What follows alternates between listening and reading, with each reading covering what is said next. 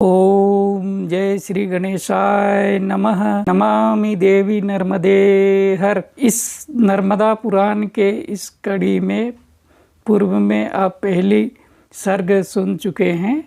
उसी अध्याय में आज हम दूसरा सर्ग नर्मदा अवतरण का अन्य आख्यान आरंभ करने जा रहे हैं। युधिष्ठिर बोले, भगवान, राजा पुरर्वा से पहले राजश्री हिरण्यतेजा ने नर्मदा देवी को किस प्रकार इस पृथ्वी पर उतारा था, यह बताने की कृपा करें।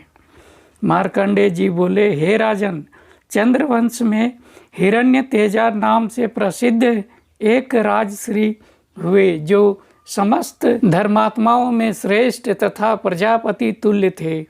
वे पर्वत, वन और काननों सहित संपूर्ण पृथ्वी का एक छत्र शासन करते थे।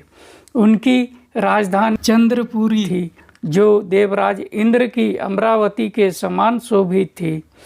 एक समय अमावस्या को सूर्य ग्रहण लगने पर इस जम्बू द्वीप में बावली, कुआं और सरोवर होने पर भी कोई नदी नहीं उपलब्ध हो सकी, जहां देवताओं और पितरों का विशेष सत्कार हो सके। उस समय तक जम्बू द्वीप में कोई नदी थी ही नहीं। राजा ने लाखों गौवें, सुवर्ण, मणि, रत्न, खजाना, घोड़े और असंख्य मतवाले हाथी ब्राह्मणों को दान में दिए। हव्य और कव्य से पितरों को भी तृप्त किया। उस समय उन्होंने देखा, पितृ गणों को जल का बड़ा कष्ट है। वे पितरों से बोले, आप लोग किस कर्म से पवित्र हो मुक्ति को प्राप्त हो सकते हैं? पितृगण बोले, हे महाभाग, यह द्वीप नदियों के अभाव के कारण धर्म कर्म रहित हो चुका है। नदी के अभाव से न तो देव तृप्त होते हैं न पितर। यदि इस द्वीप में नर्मदा का अवतरण हो जावे तो हम सब लोगों की मुक्ति हो जाएगी। हे राजन, यह यथार्थ बात हमने आपसे बता दी है। अब आपकी जैसी अभिरुचि हो वैसा करें। हिरण्यतेजा बोले, हे पितृगणों, अब मुझे आपका उद्धार करना ही उचित प्रतीत होता है, अन्यथा इस राज्य से क्या काम। यदि मैं पितरों को तृप्त न कर सका तो मेरा जीवन व्यर्थ है। ऐसा कहकर राजा हिरण्यतेजा उदयाचल पर्वत पर गए और कंद मूल फल का आहार करते हुए भगवान शिव की आराधना करने लगे। उन्होंने बड़ा कठोर तप किया। उनकी उत्तम भक्ति को देखकर भगवान शंकर ने प्रत्यक्ष दर्शन दिया। देवाधिदेव महादेव के दिव्य रूप का दर्शन पाकर राजा ने उनकी 3 बार परिक्रमा की और साष्टांग दंडवत करके उनकी स्तुति की। राजा बोले, हे सुरेश्वर, आपको नमस्कार है। हे शूलपाणी, आपको नमस्कार है। हे प्रभु, आप ही पृथ्वी, जल, तेज, वायु, आकाश, शब्द, स्पर्श, रूप, रस और गंध, बुद्धि, मन, अहंकार, प्रकृति और उसके तीनों गुण हैं। आप ही संपूर्ण इंद्रियों के प्रेरक, सर्वव्यापक, समस्त कलाओं से युक्त तथा काल रहित अविनाशी परमेश्वर हैं। ब्रह्मा और विष्णु आदि देवताओं को भी आपके आदि अंत का पता नहीं लगता। महातेजा द्वारा की गई स्तुति को सुनकर देवाधिदेव देवेश्वर शिव जी ने कहा, हे महाभाग, तुम अभीष्ट वर मांगो। तब राजा ने कहा, हे जगदीश्वर, सप्त कल्पों तक प्रवाहित होने वाली नर्मदा देवी को आप मर्त्य लोक भीतर घोर नरक में डूब रहे हैं, जिससे उनका उद्धार हो और वे तृप्त होकर मुक्ति एवं परम गति को प्राप्त हों। इस हेतु नर्मदा देवी का अवतरण आवश्यक है। महादेव जी बोले, तात नर्मदा तो ब्रह्मा विष्णु आदि देवताओं, दैत्यों तथा अन्य अल्पजीवी प्राणियों द्वारा पृथ्वी पर नहीं उतारी जा सकती। अतः तुम कोई अन्य वर मांग लो, मैं उसे तत्काल दे दूंगा। तब महाभाग राजा हिरण्य तेजा ने कहा, हे प्रभु, आपके प्रसन्न होने पर त्रैलोक्य में कुछ भी असाध्य नहीं। मैं तो सहस्त्रों जन्म धारण करने पर भी दूसरा वर नहीं मांगूंगा।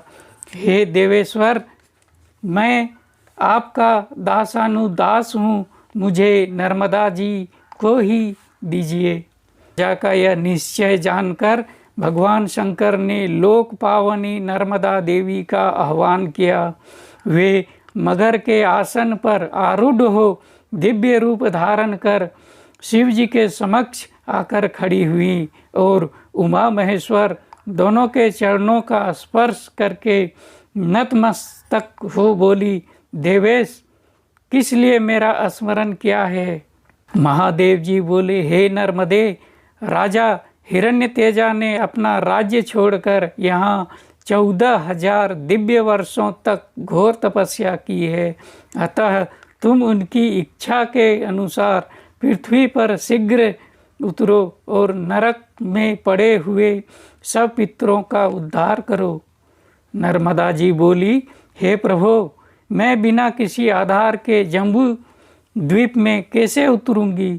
यह सुनकर महादेव जी ने पर्वतों से कहा, तुम सब लोग क्षण भर स्थिर हो जाओ, जिससे लोक पावनी नर्मदा पृथ्वी पर जाएं। तब पर्वतों ने कहा, देव, हम नर्मदा देवी को धारण करने में असमर्थ हैं। उसी समय उदयाचल ने खड़े होकर कहा, हे महादेव जी, आपकी कृपा से मैं नर्मदा को धारण करने में समर्थ हूँ। तदंतर उदयाचल के सर्वोच्च शिखर पर चरण देकर नर्मदा देवी आकाश से पृथ्वी पर आईं और वायु के समान वेग से पश्चिम दिशा को बह चली। उस समय त्रैलोक्य में बड़ा हाहाकार मचा। नर्मदा के जल का वह भयंकर कल कल नाद सुनकर पाताल से एक तेजोमय प्रज्वलित लिंग प्रकट हुआ और हुंकार पूर्वक बोला, सब पापों को हरने वाली तथा उत्तम व्रत का पालन करने वाली नर्मदे, मर्यादा धारण करो। तुम्हें धारण करने के लिए महादेव जी ने 3 पर्वतों की सृष्टि की है, मेरु, हिमवान और कैलाश, तथा चौथा पर्वत श्रेष्ठ विंध्य भी तुम्हें धारण करने में समर्थ है। इन पर्वतों की लंबाई पूर्व से पश्चिम दिशा की ओर 32 सहस्त्र योजन है और दक्षिण से उत्तर की ओर चौड़ाई 500 योजन की है। तत्पश्चात राजश्री हिरण्य तेजा बोले, देवी नर्मदे, आपने हमारे पितरों का उद्धार करने के लिए बड़ा अनुग्रह किया है। नर्मदा ने उत्तर दिया, राजन, तुमने मेरे लिए महादेव जी की आराधना एवं तपस्या की है, इसलिए तुम्हारे माता पिता के पूर्वज और तुम्हारे निवास में रहने वाली स्त्रियों के भी जो पितृगण हैं, वे सब मेरे प्रभाव से उमा महेश्वर के लोक में वास पाएंगे। तब राजा ने नर्मदा में विधि पूर्वक स्नान करके देवताओं और पितरों का तर्पण, श्राद्ध और पिंडदान किया। इससे उनके सब पितृगण नरक से निकलकर देवयान मार्ग पर स्थित हुए। नर्मदा का यह अवतरण आदि कल्प के सतयुग में हुआ था। दक्ष सावर्णी मवंतर में दूसरा और तीसरा अवतार राजा पुरर्वा के द्वारा वैष्णव मनवंतर में संपन्न हुआ है। हे राजन, यह प्राचीन वृत्तांत जैसा मैंने अपनी आँखों से देखा है वैसा बतलाया। नर्मदा में स्नान करने, उसका जल पीने तथा स्मरण और कीर्तन करने से अनेक जन्म जन्मांतर के घोर पाप तत्काल नष्ट हो जाते हैं। नर्मदा अवतरण का अन्य आख्यान नाम का दूसरा सर्ग समाप्त। बोलो नर्मदे हर। नमामि देवी नर्मदे हर। मात श्री नर्मदे हर।